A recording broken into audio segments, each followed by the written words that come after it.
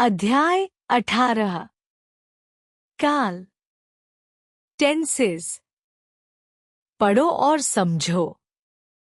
पिछले साल कबीर के जन्मदिन पर कबीर की नानी ने फुटबॉल उपहार में दी थी। इस बार के जन्मदिन पर मामी मेरे लिए मोबाइल फोन खरीद रही हैं। अगले वर्ष मेरे जन्मदिन पर मेरे पापा मुझे कश्मीर घुमाने ले जाएंगे। उपयुक्त अनुच्छेद में दी थी खरीद रही हैं और ले जाएंगे क्रियाएं अलग अलग समय में हो रही है।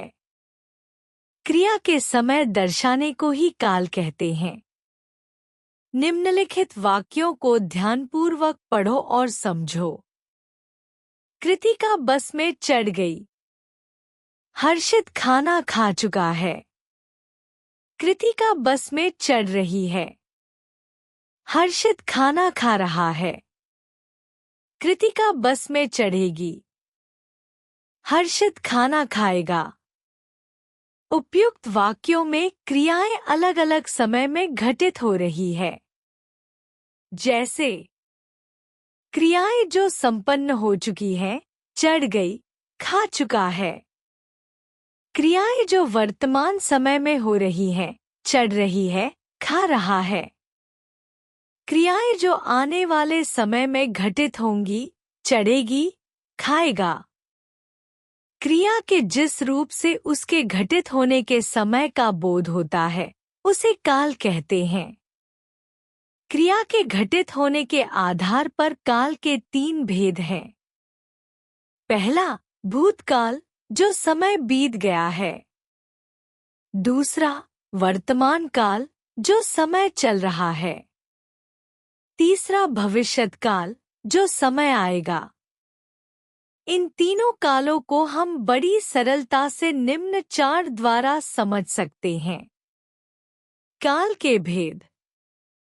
भूतकाल, सामान्य भूतकाल, आसन्न भूतकाल, अपूर्ण भूतकाल, पूर्ण भूतकाल, संदिग्ध भूतकाल, हेतुमत भूतकाल, वर्तमान काल, सामान्य वर्तमान काल, अपूर्ण वर्तमान काल, संदिग्ध वर्तमान काल, भविष्यत काल, सामान्य भविष्यत काल, संभाव्य भविष्यत काल। पहला, भूतकाल। क्रिया के जिस रूप से उसके बीते हुए समय में पूर्ण होने का पता चले, उसे भूतकाल कहते हैं। जैसे का भारत को सोने की चिड़िया कहा जाता था। खा, मैं पुस्तक पढ़ चुका हूँ। भूतकाल के 6 भेद हैं। पहला, सामान्य भूतकाल। क्रिया के जिस रूप से उसके सामान्य रूप से भूतकाल में समाप्त होने का पता चलता है, उसे सामान्य भूतकाल कहते हैं। जैसे का, उसने गीत गाया। खा, मैंने पिताजी को पत्र लिखा। पहचान, इसकी यह पहचान है कि वाक्य में था, थी, थे, आ, ई आदि आता है।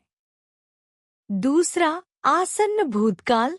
क्रिया के जिस रूप से यह पता चले कि क्रिया भूतकाल में शुरू होकर अभी अभी समाप्त हुई है, उसे आसन्न भूतकाल कहते हैं। जैसे का, दादाजी सैर करके वापस आ गए हैं। खा, मैंने गृह कार्य कर लिया है। नोट, कुछ विद्वान इस काल को पूर्ण वर्तमान काल मानते हैं, क्योंकि यह काल यह बताता है कि कार्य अतीत में शुरू हुआ और वर्तमान में अभी अभी पूरा हो गया है। अर्थात काम को समाप्त हुए थोड़ा ही समय व्यतीत हुआ है। तीसरा, अपूर्ण भूतकाल। क्रिया के जिस रूप से यह पता चले कि क्रिया भूतकाल में आरंभ हो चुकी है, किंतु यह नहीं पता चले कि कार्य समाप्त हुआ है या नहीं, वह काल अपूर्ण भूतकाल कहलाता है। जैसे का, लोग शोर मचा रहे थे। ख, सोनू टीवी देख रहा था। पहचान क्रिया के बाद रहे थे, रहा था, रही थी आदि शब्दों का प्रयोग होता है। चौथा, पूर्ण भूतकाल, क्रिया के जिस रूप से यह पता चले कि काम भूतकाल में आरंभ होकर भूतकाल में ही समाप्त हो चुका है, उसे पूर्ण भूतकाल कहते हैं। जैसे क, सब लोग सो चुके थे। ख, 26 जनवरी 1950 को भारत का संविधान लागू हुआ था।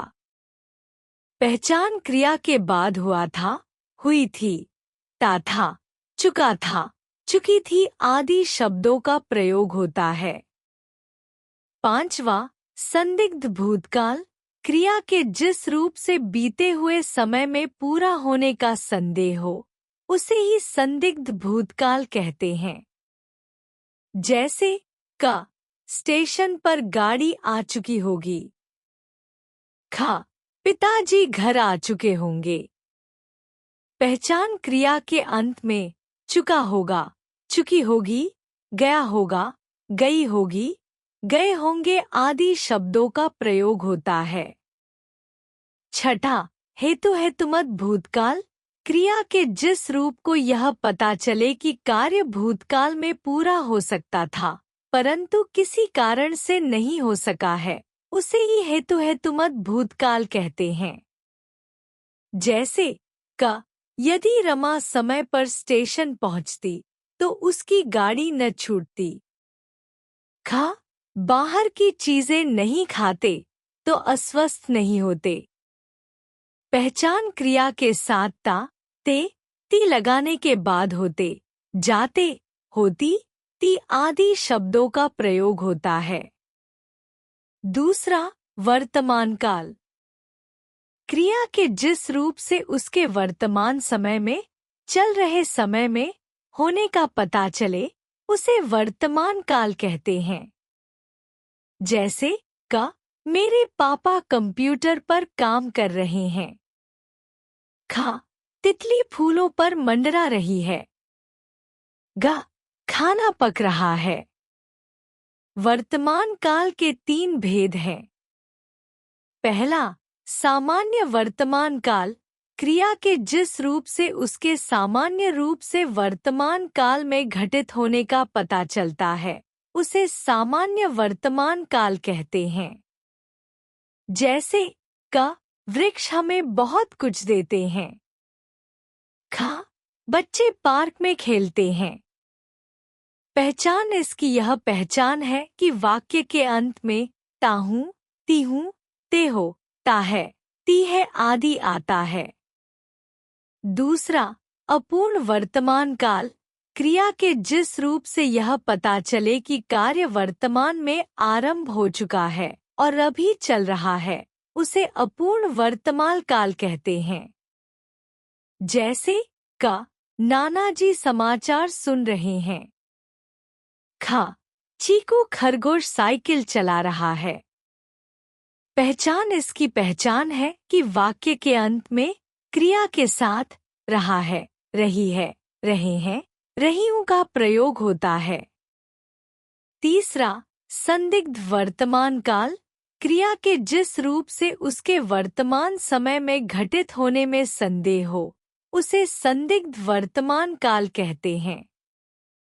जैसे क, माँ बाजार से आ रही होंगी।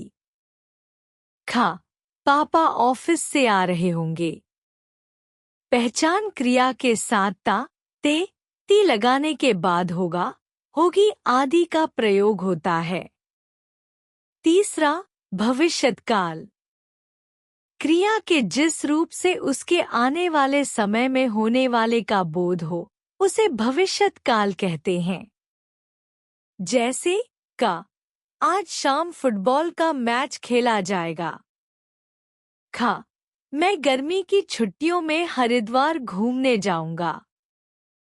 पहचान क्रिया के बाद एगा, ऊंगा, एगी आदि शब्दों का प्रयोग होता है। भविष्यकाल के 2 भेद हैं।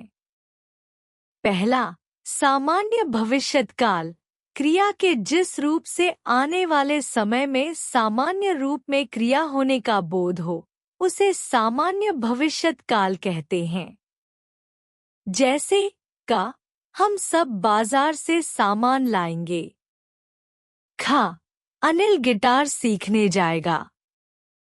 पहचान क्रिया के बाद एगा, एगी, एंगे, ऊंगा आदि शब्दों का प्रयोग होता है।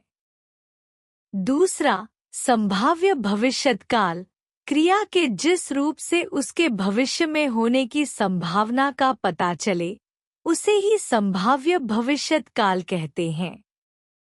जैसे का, शायद हम शिमला घूमने जाएंगे। खा, संभव है कि मैं प्रथम श्रेणी में पास हो जाऊं। पहचान क्रिया से पहले शायद, संभव आदि शब्द लगाने के बाद गी, एगा, एंगे, एगी, जाओ आदि शब्दों का प्रयोग होता है। हमने जाना।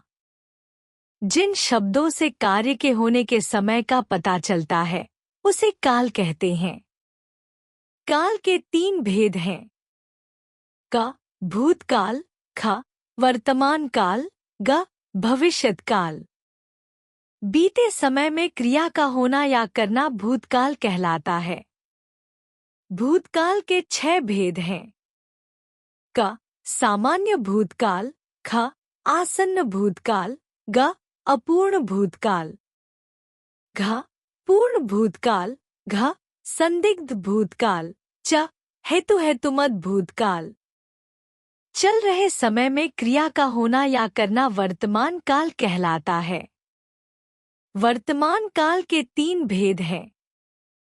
क, सामान्य वर्तमान काल, ख, अपूर्ण वर्तमान काल, ग, संदिग्ध वर्तमान काल। आने वाले समय में क्रिया का होना या करना भविष्यत काल कहलाता है। भविष्यत काल के 2 भेद हैं।